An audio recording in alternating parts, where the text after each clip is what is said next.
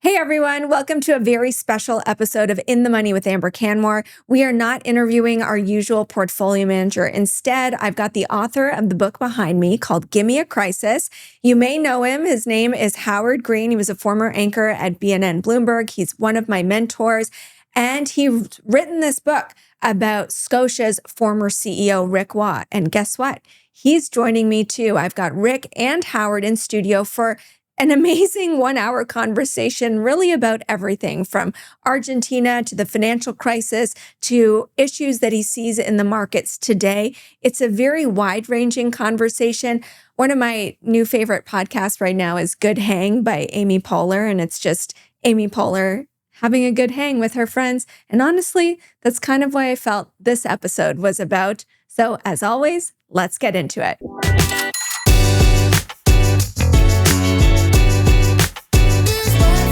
The information provided in this podcast is for informational purposes only and does not constitute financial, investment, or professional advice.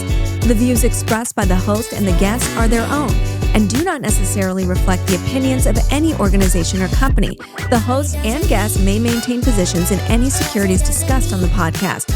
Always consult a qualified financial advisor or professional before making any investment decisions. Before we get started, a message from our sponsor, Raymond James Limited. For 25 years, Raymond James has been helping Canadians achieve their financial goals with confidence. As Canada's largest independent financial services firm, they manage over $95 billion in assets and support more than 520 advisors nationwide. What sets Raymond James apart is their commitment to independence. With no proprietary product to promote, their advisors are free to focus solely on what's best for each client, whether that's planning for retirement, funding a child's education, or preserving wealth for future generations. To learn more about how Raymond James can help you live a life well planned, visit raymondjames.ca. Rick Waugh, Howard Green, it is an absolute pleasure. Thank you so much for joining me in studio. Thank you, Amber. Pleasure to be here on this great new show. Amazing what you're doing. Is it kind of weird? You're my mentor. You're who I looked up to for interviewing style, so I'm a little freaked out. Oh, come on. You're the best. Okay, good. That's what I want to hear.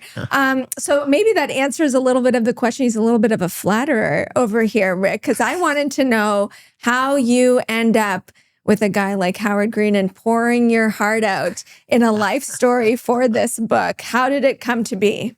Well, I have a habit of making a short answer a long story. So, Howard, of course, back in the days when I was CEO, he would always ask me things like, "Why you make too much money? Okay, why you love the job so much you'd work for nothing? All these kind of things." And but he said it in a way that not only was professional, but I wouldn't say he had a smile on his face, but it was fine.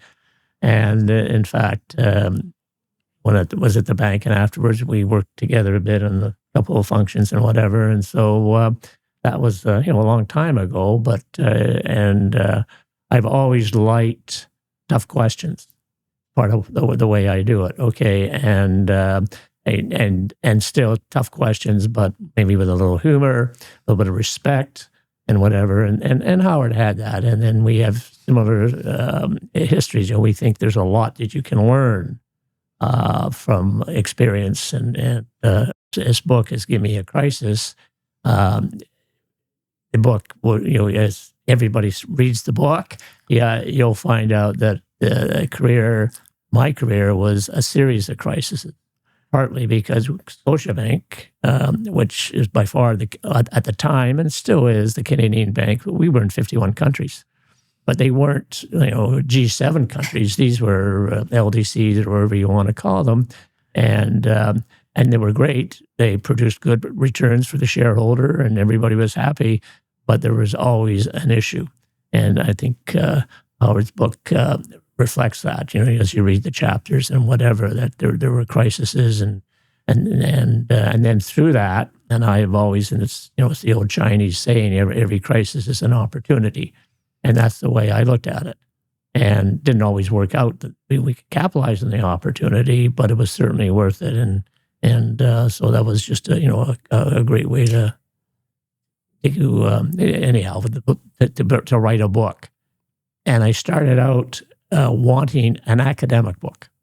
Did not want any biography or whatever. Didn't want a journalist, that's for sure. And yeah, why would I get in bed with this guy? You know, that's what I'm asking. Yeah, and so I tried in the original stages to do that. So again, I was chairman of the board of York University and Schulich School out there. So I've always people make the difference in terms of what I think successful companies and whatever did.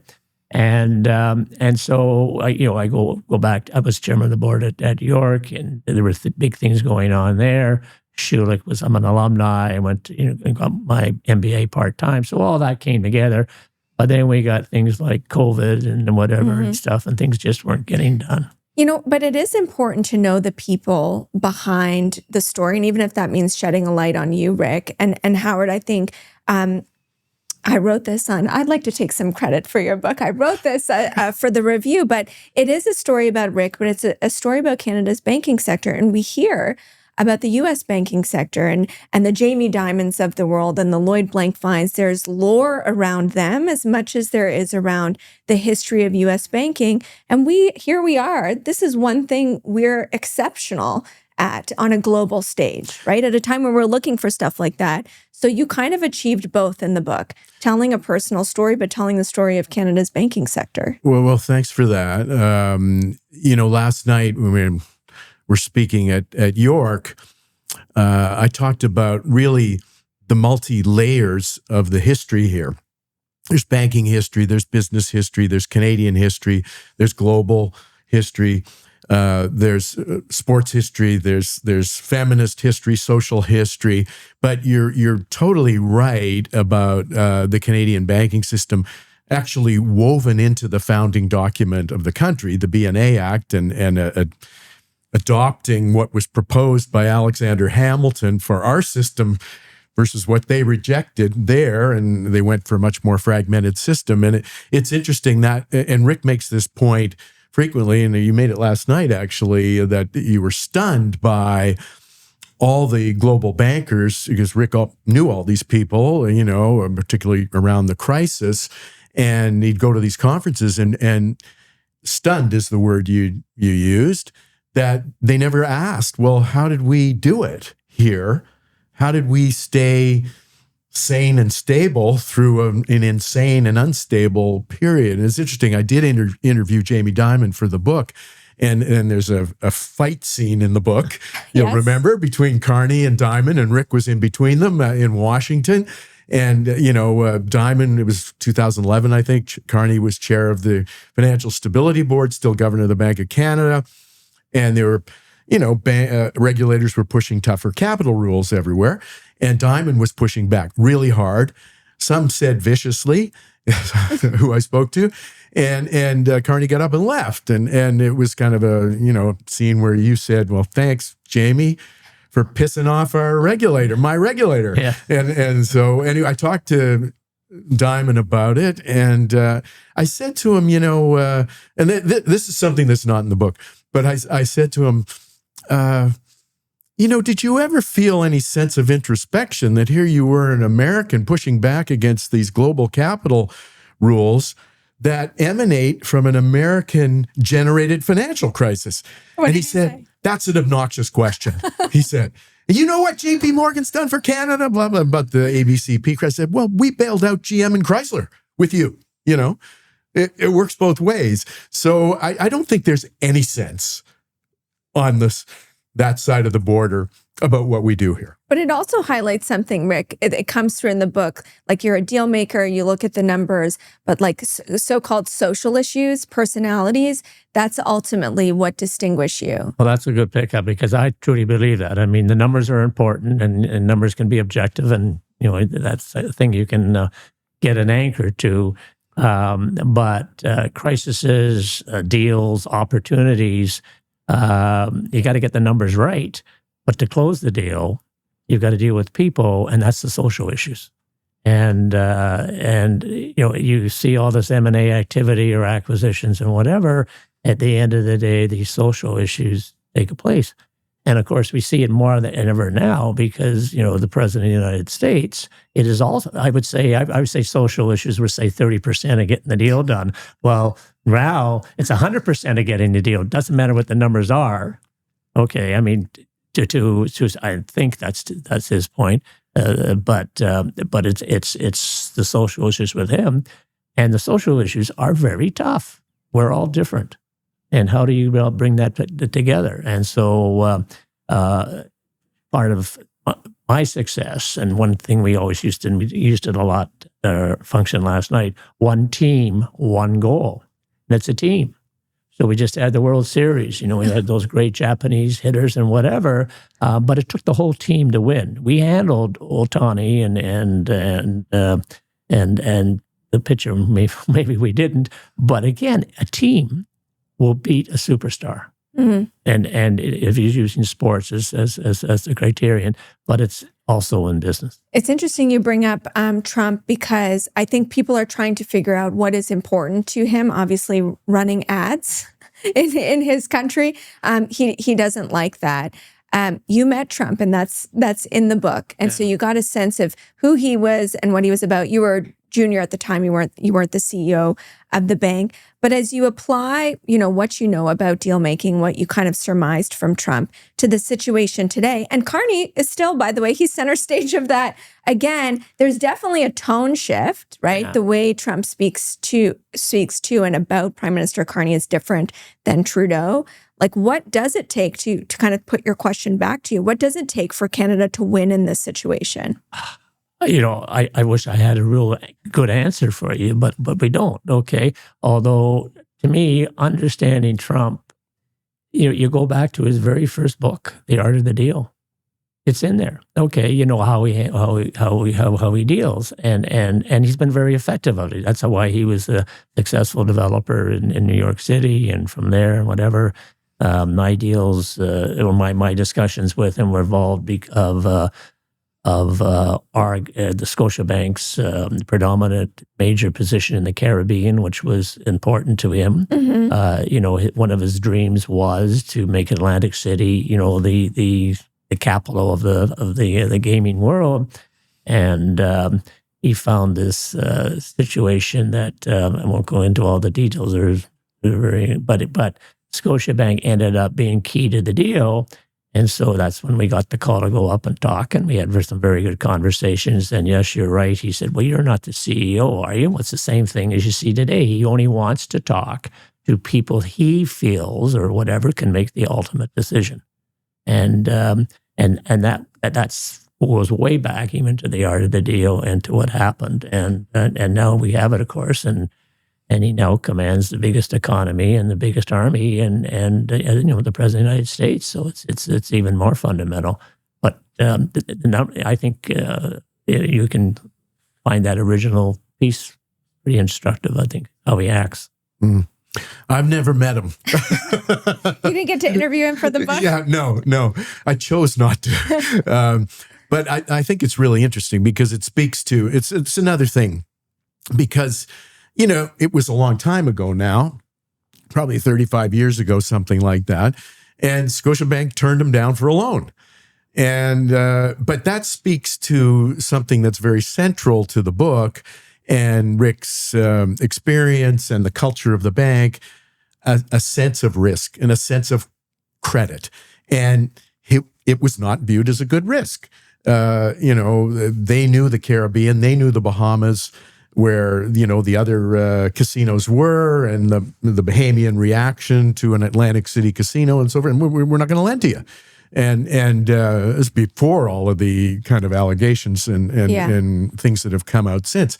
So I think that's a central theme through the book: how to calculate risk and thinking about risk first before jumping at opportunities. You asked the question, how did Canada fare so well during some of these crises? Of course, the big one was the financial crisis. This is now your second book you've written on Canada's banking sector. The first one was about TD and its growth in America.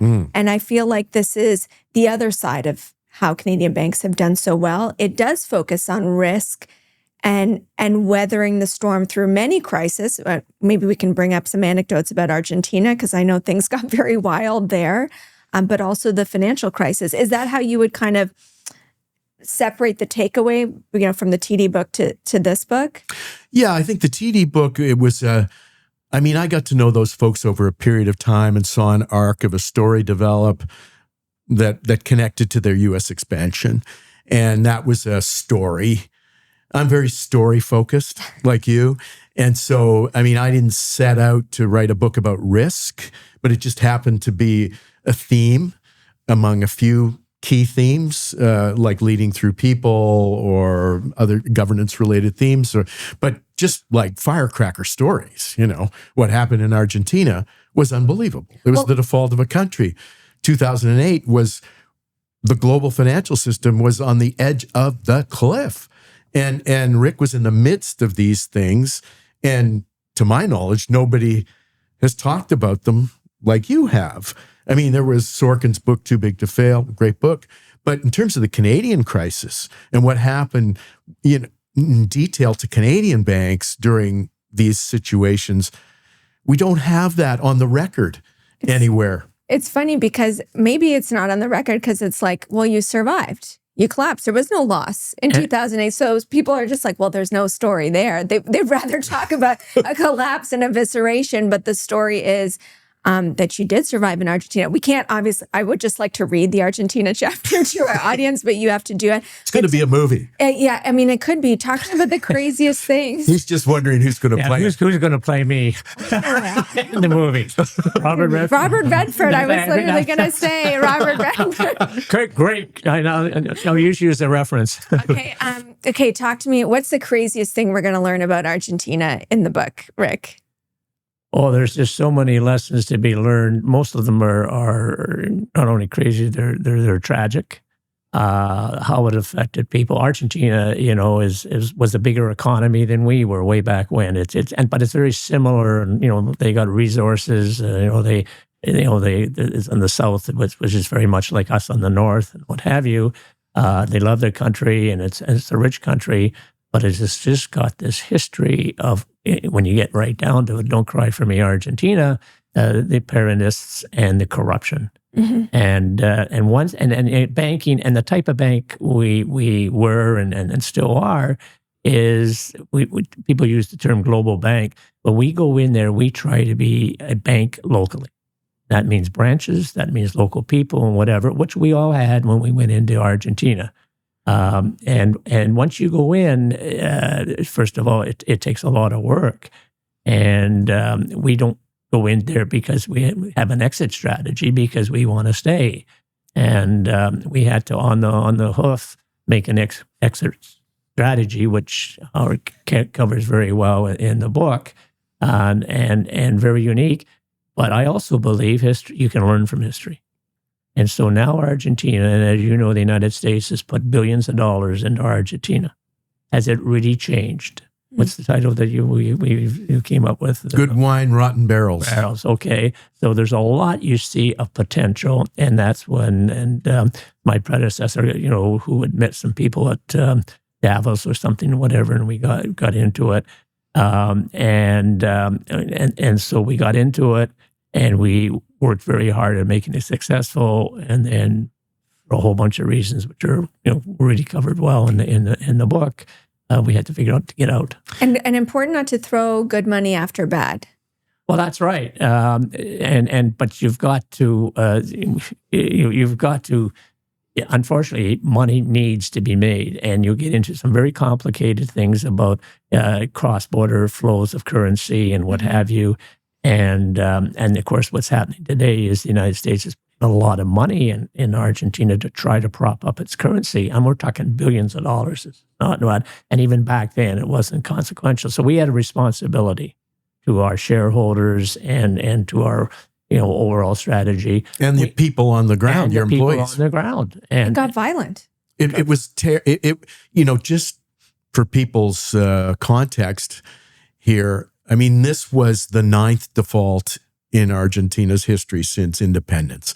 People were dying in the streets because of an economic crisis and protests. And there were 5 presidents in 13 days of the country, 5 presidents of the country in 13 days. People were losing their deposits. They were pulling them out of the bank.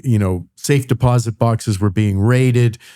Scotia employees, there's one who was mugged, and they needed security. There was a daring escape from the country at the end via the Scotia jet, which was parked in Uruguay to keep it out of Argentina because it would have been seized. And how do we get through customs in order to get over to Uruguay to get it back? And there was there was risk assessment involved in who went first. Rick, Anatole von Hahn, who was his wingman on that one, Key guy. and another fellow who they were trying to get out.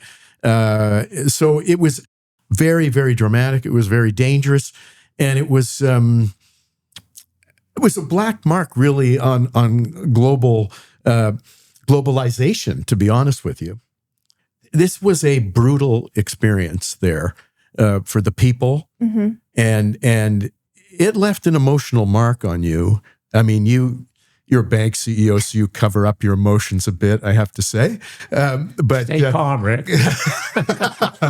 but the head of Scotiabank in Argentina was detained without counsel for some time.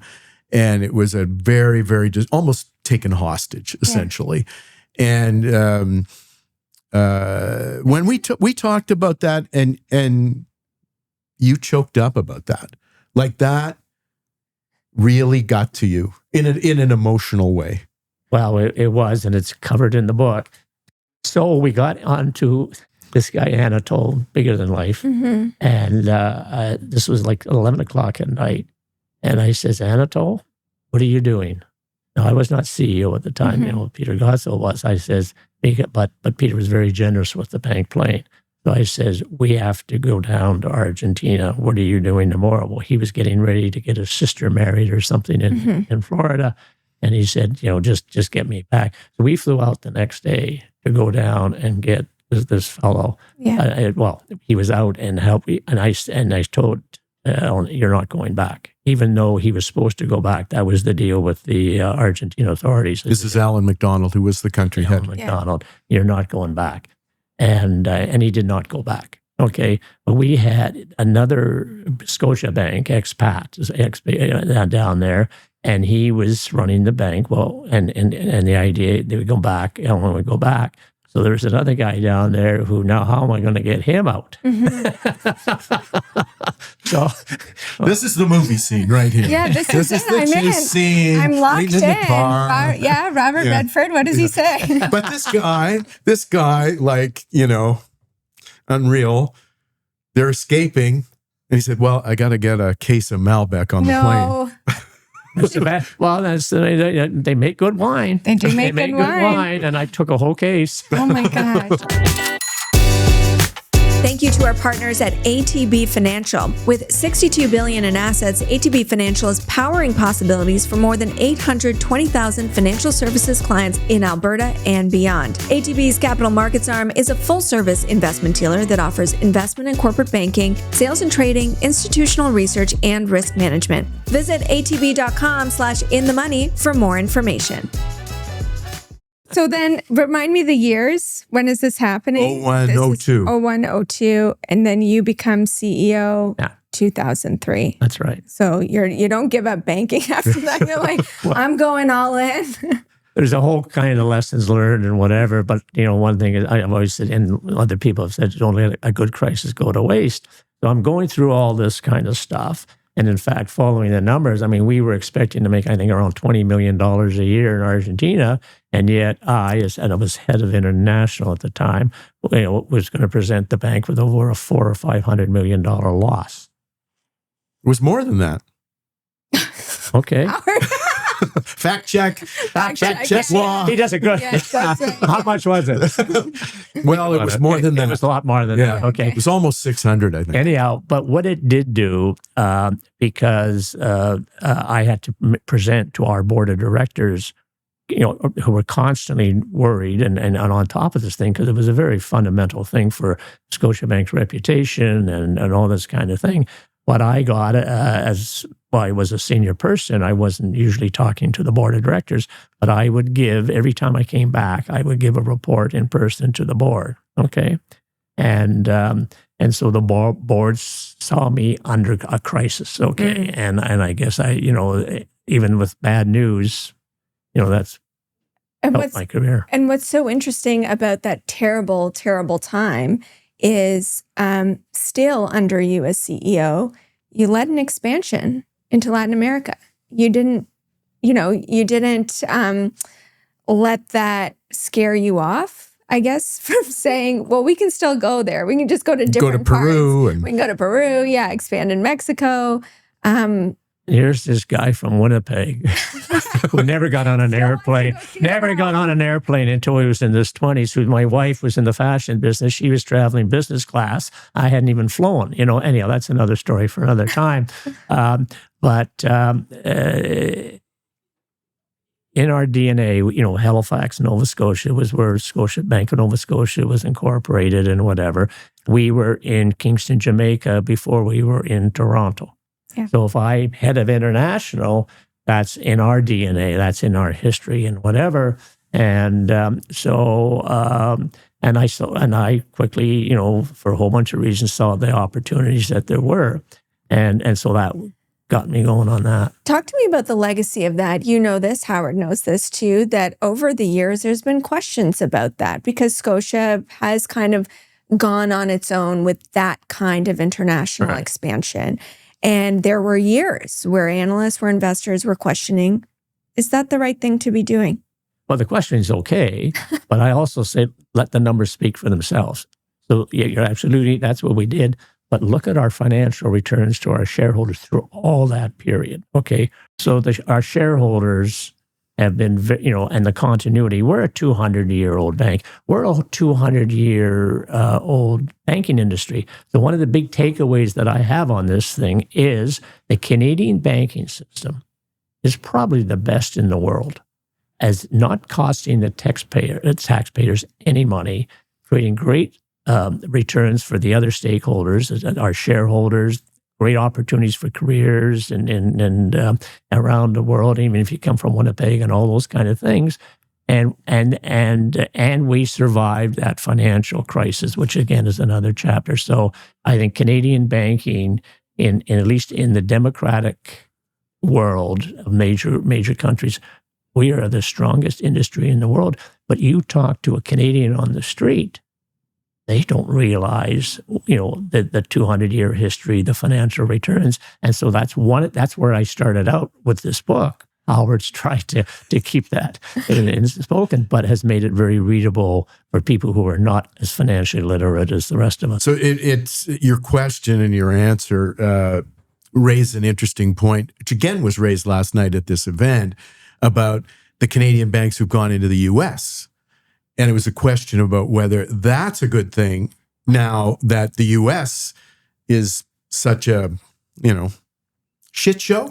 Can I say that here? You can. It's a podcast. So, anyway, we have a little bit of a disagreement about that. I think it's a very valid question because of what's going on there. Massive investments have been made by Canadian banks in the United States at high prices, with relatively low ROEs, return on equity, for the for those assets compared to what they have here, which there's just nothing more to be done here. Well, you saw Royal Bank buy HSBC, you saw National buy Canadian Western Bank. So it's a less competitive system again here, I think, but stronger. I disagree perhaps. Almost with everything you're saying. It's very competitive here, okay? But we benefit from Canada's got what it needs to succeed. Natural resources, the north, the three coasts, people, very important in that. We all come from somewhere and what have you, except for, of course, the Indigenous, and they came from somewhere too. but we all got it. So just growing in our Canadian market is good, but we're world class as a banking institute. let's make that reality and expand. And because we got to grow, you got to grow to for all the reasons. But I guess I didn't finish my thought at the time, but the Scotia portfolio approach of dozens of countries worked for a long time, despite the blow-ups of an Argentina or whatever that didn't go so well. So it's like you have a portfolio, you talk to investors, and one or two of your stocks blows up. If you're lucky, only one or two blow up out of 20.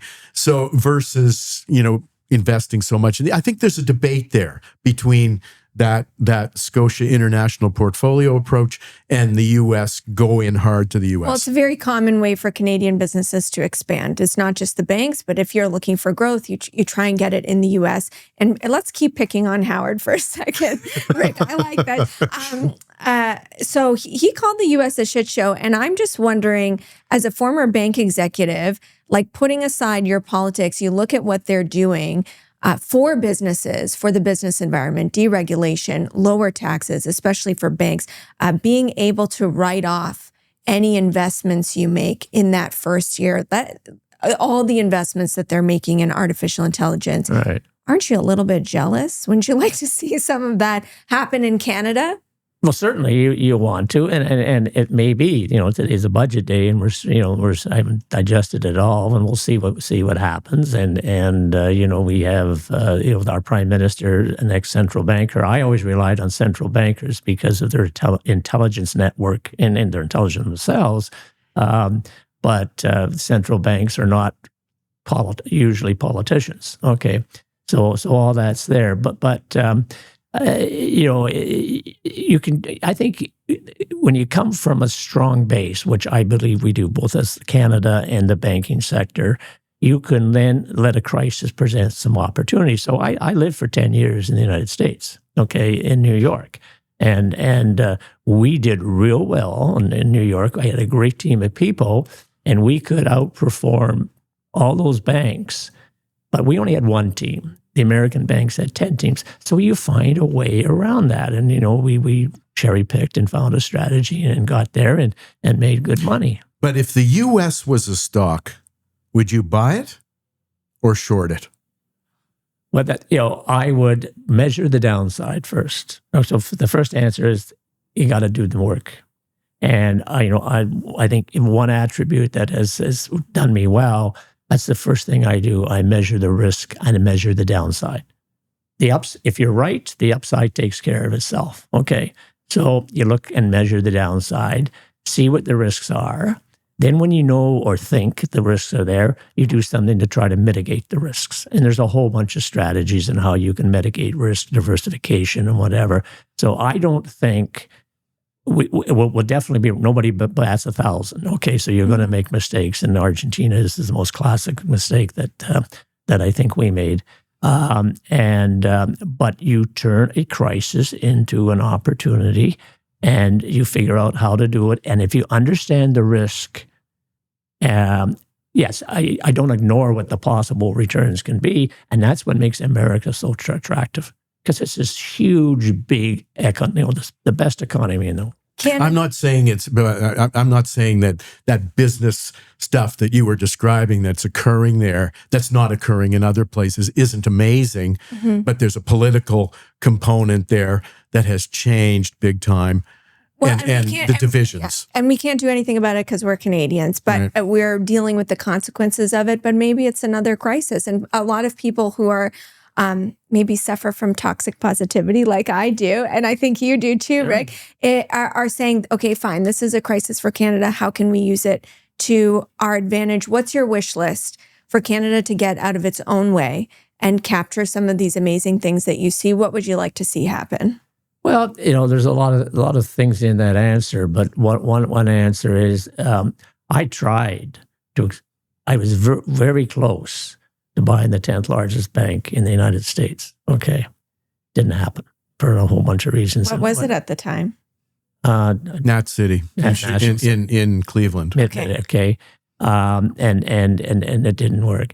And for other reasons. And now currently, the current Scotiabank CEO has the strategy of U.S. tied into Mexico and everything like that.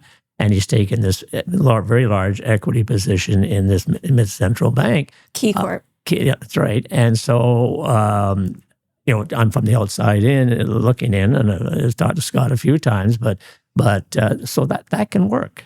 Okay. It didn't, and I failed at it, but if I was going to do, I tried to do it with almost the same kind of model that he is doing. And I wish him the best. I'm still a big shareholder in Scotiabank, and Congrats. We'll see what happens. It's going well for you. Yesterday was a good day. But it raises the question of diversification, which I think comes back to that Scotia portfolio question. I was at a conference yesterday, a bunch of Ontario companies, and everybody's talking about diversifying away from the U.S. Yeah. I mean, not giving up on the U.S. Yeah. It's a U.S. And where else can we go to strengthen our hand? The diversification works. So some people, and this is not my quote, it's another person's quote, was all this international stuff. So each one was a pearl. But if you make it a necklace, it's worth a lot more with a lot less risk. A necklace of pearls is better than a single pearl. Put the pearls together, and I think that's to me one that I wanted to call that chapter "String of Pearls," but my I lost that one. That would have been good. Yeah. Maybe for the second version. Yeah. Or the movie. The movie. Yeah. The movie. Which, who's going to play you, Howard? Well, I said to Rick that I really wanted Don Knotts to play me, but he's passed away. Mickey Rooney. In Search of Barney Fife. Mickey Rooney. Oh, jeez.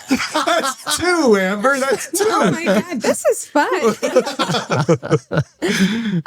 Let's go over some history. I feel we've done Argentina, but we didn't talk about the financial crisis. And there's just so many incredible stories. And I never really tire of talking about it, even though some people weren't even in the business, that are in the business now, weren't even in the business. Well, I think that's a really interesting point, because there are people running divisions at banks who, were kids when this happened, Like me. When I came into the business, yeah, fine, it was bad, but I've kind of only ever known a good time in the markets, right? Like everything just always goes up. It's been that way for 15 years with some pullbacks here and there, but nothing on that. But you're very aware of it, I think. I'm aware. You've read about but it. I guess, why is it so important to still talk about it? Well, like Rick says, history can repeat. I think it's more like it can echo, because it's never exactly the same. No. But human behavior is the same. Human behavior doesn't change, and human behavior is what drives these things. Fear and greed, and how much you go in either direction, and what you do to be too greedy and push the limits. And you think that things are starting to show up again now that are echoes of the crisis. And they are. And that's why that chapter in the book is so important, because the Canadian banks collectively, we solved our own problem with the help of our Canadian regulator and with the help of the Canadian politicians. So there's this in-the-room concept of that crisis and that, which included the current governor of the Bank of Canada, our current prime minister, the 5 CEOs, 6 CEOs of that. Flaherty was the finance minister and all this kind of stuff. And the fact that we were in the room around a big table, all cooperating with each other.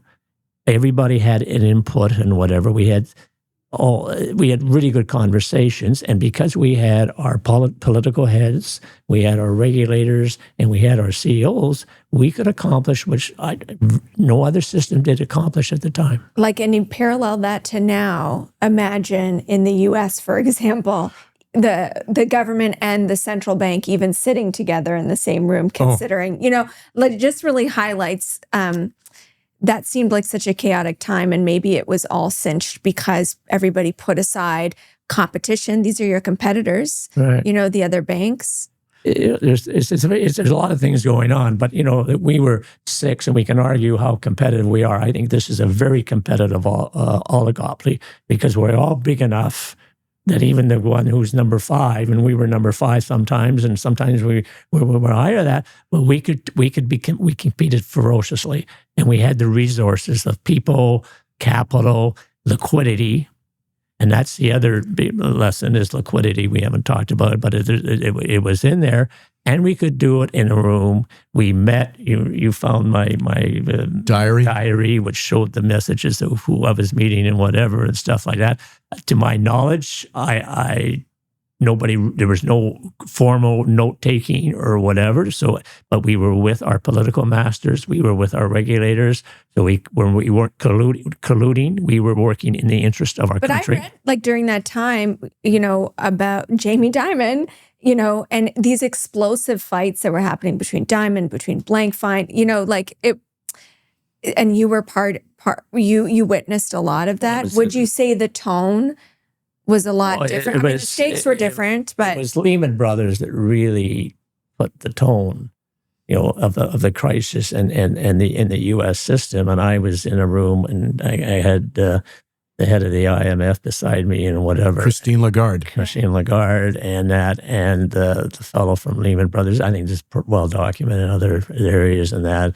And got up and was defending themselves. And he said the famous word that you should never tell anybody, I don't have a liquidity crisis. Okay. I mean, that's not a thing you say, because it opens up the doors to, well, why is he saying that? Right. But you could just get a sense in the room that the Lehman Brothers situation was not going to work out. At least that was my sense, and whatever. And then, of course, it didn't.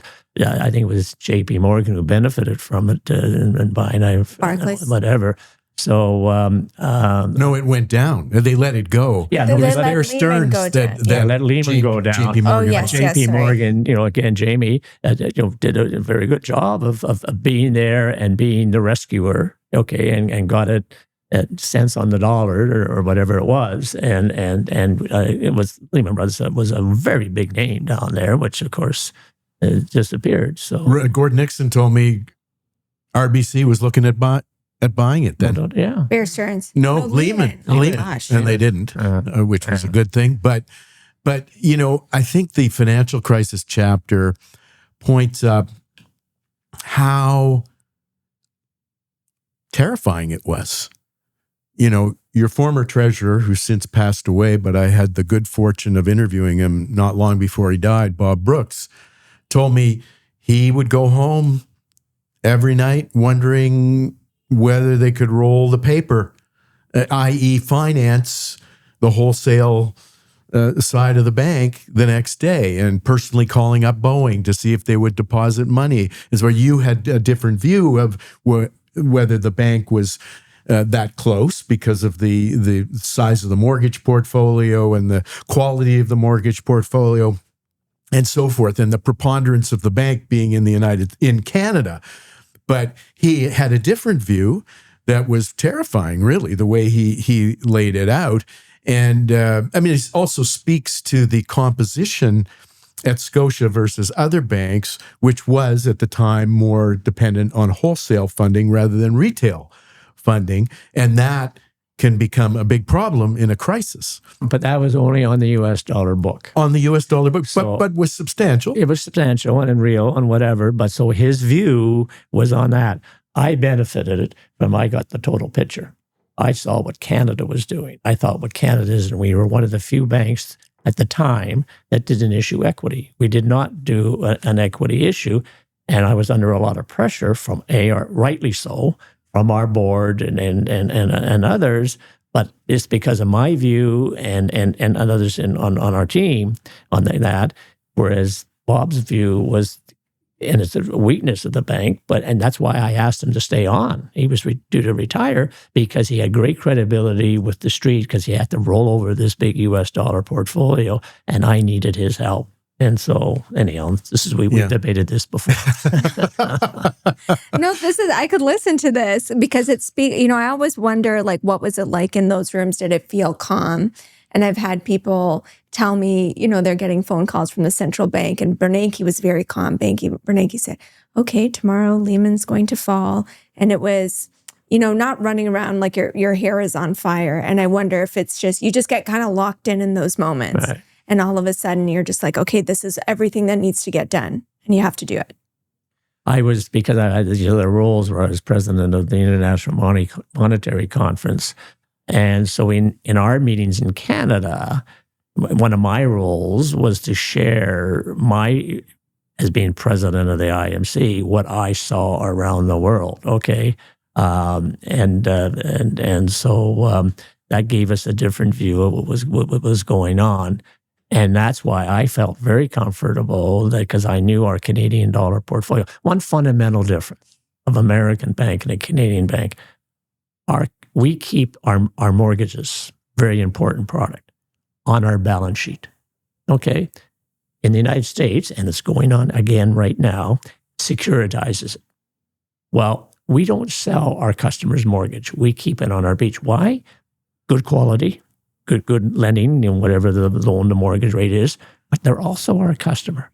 Okay, I always remember when Inco would go on strike, we would never call our customers in Sudbury and call their loan because they're on strike. Because the strike will eventually get settled, and they're our customers, and we have their mortgages on our thing, and we have their checking account and their savings account. In the United States, all that's usually securitized. But the other point is that if you hold it on your balance sheet rather than selling it off like they do in the States, then you care about the credit quality of the asset. Yes. Right. So from the very beginning, you know that this is something you hold on to, so it's got to be good. Howard has mentioned this a few times, but I'd love for you to speak to this, Rick, the parallels you see today versus 2008. You've hinted at it, but let's be explicit about what it is and what it isn't. Well, we had another bank failure in the United States, Silicon Valley. Okay, so all this is going on and whatever, Silicon Valley, California is a very vibrant part of the place, but their risk was atrocious, though. But it happened. So because of their financial engineering, the fact that Wall Street makes a lot of money buying and selling, quote, securities or things that are manufactured and called a security, okay?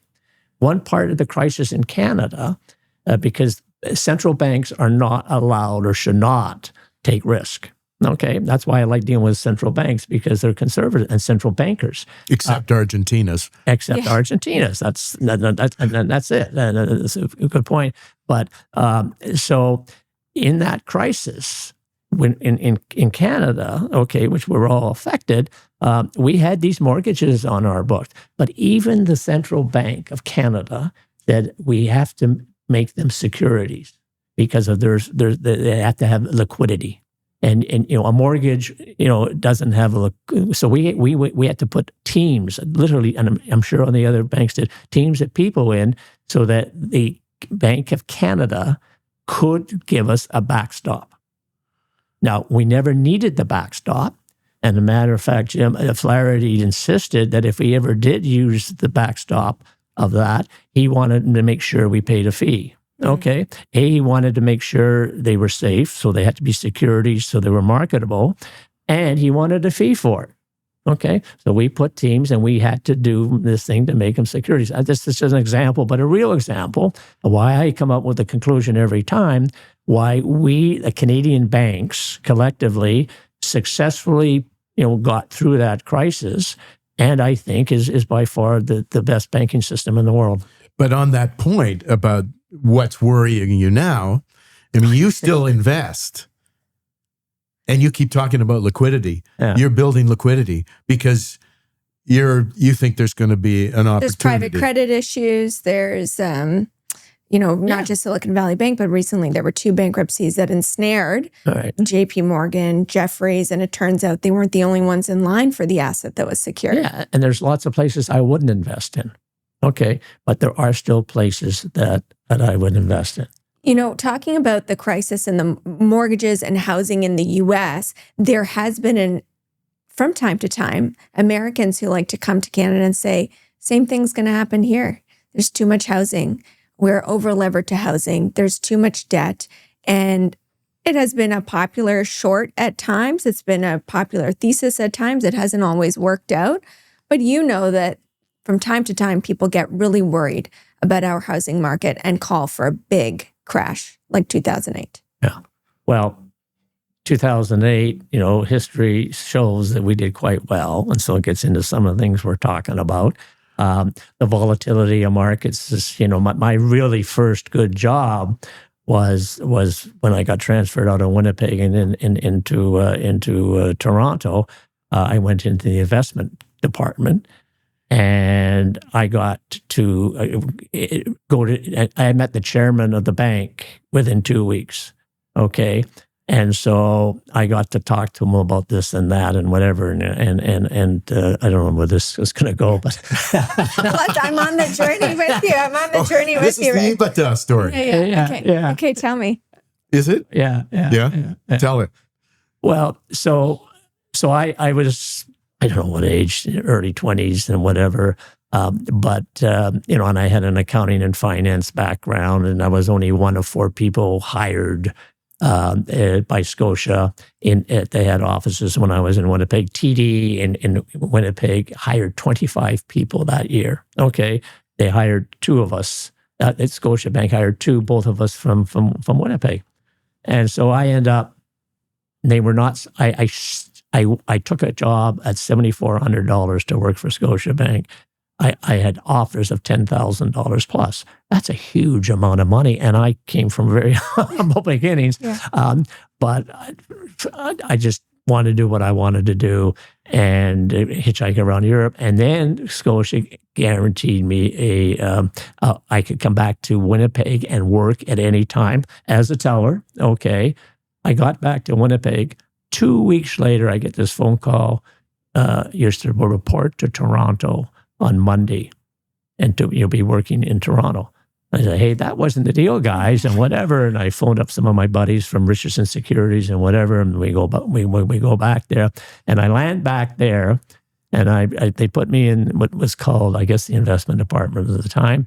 And there was a whole bunch of us, and I was made, because I had a degree, the others didn't. I sort of made head. And then I get this call from the chairman and CEO, come down and see me, please. Of Scotia. Scotia, said Richie. Okay. So I go down, I see him, and there's this Ted Ritchie. He's been CEO for 10, 20 years, chief accountant, a legend to us Scotia bankers. And he wanted to know what EBITDA was. EBITDA. Yeah, we know about it. Yeah. So I explained to him what EBITDA was. All right. Well, from that point on, I was one of his go-to people.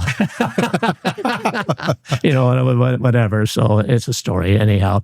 But that really put me in a good position. And there was another guy, Bob McIntosh, who at the time was the only PhD in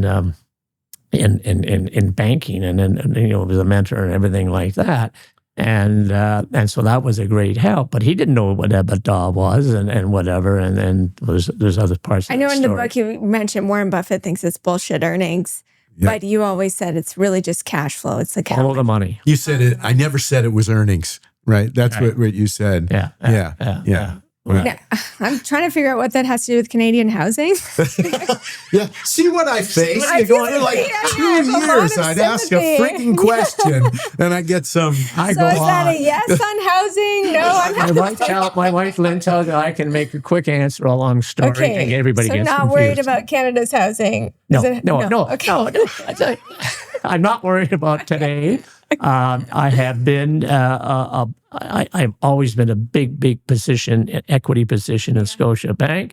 I bought more. I always buy. When I left the bank, it was $66. So every time it hits $66, I buy because then right now the stock's at 90 plus. There you go.